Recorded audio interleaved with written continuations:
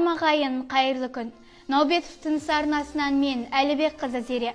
Кезекті жаңалықтарымызға береміз.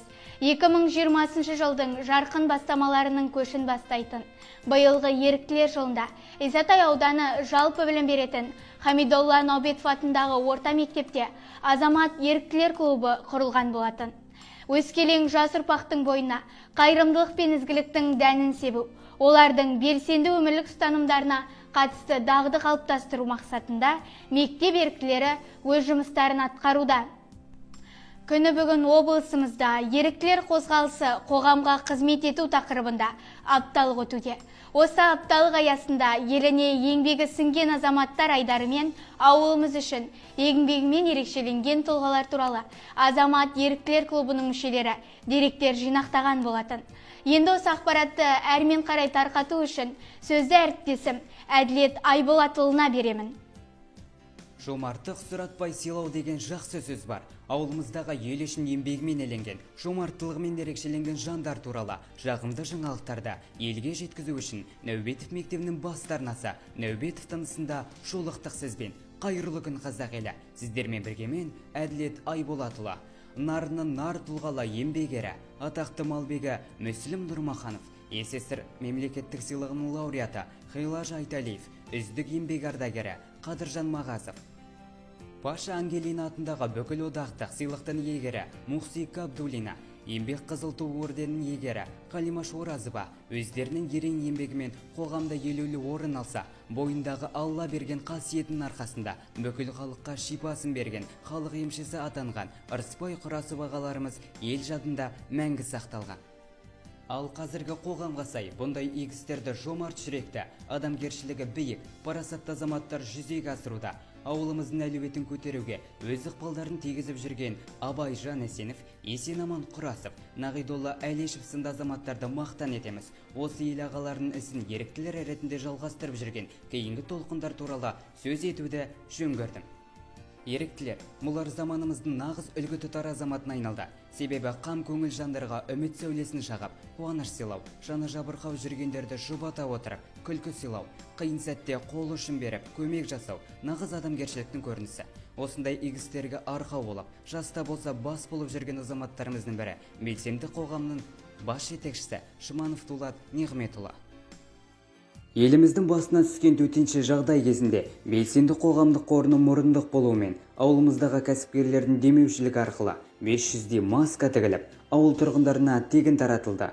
Аз қамтылған көп балалы отбасыларға азық-түліктер мен дәрі-дәрмектер таратылды. Көгалдандыру акциясында ауылымыздағы саябақтарға 100-ге жуық тал отырғызылды.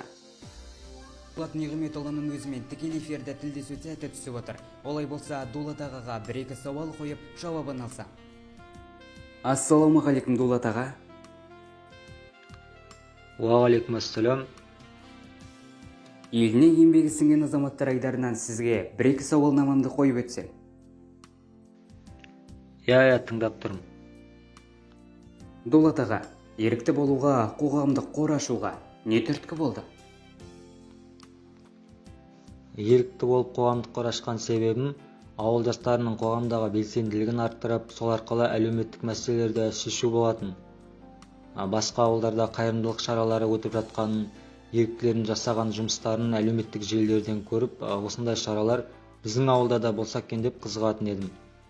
Ауылымызда талантты, белсенді жастар бар екенін білем, тек солардың басын қосып ұйымдастыратын бір ресми ұйым керек болды. Осындай мақсаттар түрткі болып қоғамдық қор аштым. Рахмет, түсінікті. Сонымен қатар қайырымдылық деген қандай іс-әрекеттерден тұру керек, және ол қандай жағдайларда жасалу керек деп ойлайсыз? Қайырымдылық көмекке мұқтаж адамға кез келген жолмен көмектесуден тұрады. Қазір бізде қайырымдылық дегенде ең бірінші мұқтаж отбасыға азық-түлік тарату ойға келеді. Алайда қайырымдылық жасайтын басқа да жағдайлар көп, және тек материалдық емес ақша шығармай да жасауға болады. Мысалы, жалғызбасты қарт адамдардың үй-жайын жинап, реттеп, шағын жөндеу жұмыстарын жүргізіп беру, немесе үлкен қалаларда қарттар үйіне барып тұратын ұйымдар бар. Олар ешқандай азық-түлік ақша бермейді, концерт қоймайды, тек әңгіме айтады. Ол жердегі адамдарға тамақтан гөрі сол маңызды екен. кешке дейін асықпай бүкіл өмірін айтып, қызықты кездерін еске алып, жастық шақтарына оралып келгенде бір мәз болып қалады. Соған барған жастар тек тыңдау арқылы да үлкен қайырымдылық жасайды. Сол сияқты әркімнің мұқтаждығы әртүрлі, соны анықтап алып, содан арылуға көмектесу бағытында жасалған іс-шараларды қайырымдылыққа жатқызуға болады деп ойлаймын. Енді қандай жағдайда жасалатынына келсек, оған бір арнайы жағдай керек деп ойламаймын. Бірақ биылғы төтенше жағдай кезінде көп отбасылар табыс көздерінен айырылып, мұқтаж адамдардың қатары көбейді. Соған қарап, осындай қиын кездерде, апатты жағдайларда, төтенше жағдай кезінде қайырымдылық көбірек жасалу керек екенін түсіндік. Бірақ қайталап айтайын, бұндай жағдайды күтудің керегі жоқ. Кез келген уақытта, кез келген жағдайда қайырымдылық жасауға болады. Түсінікті. Нақты әрі ұтымды жауап бергеніңіз үшін рахмет. Алдағы уақытта жақсы күндерде жақсы жаңалықтармен жолыққанша сау болыңыз. Сізге де рахмет, сау болыңыз. Әділет, біздің арнамызда жағымды жаңалықтармен бөліскеніңе рахмет. Бір-бірімізге деген жылы жүрекпен, жомарт пейілмен кездескенше аман сау болайық.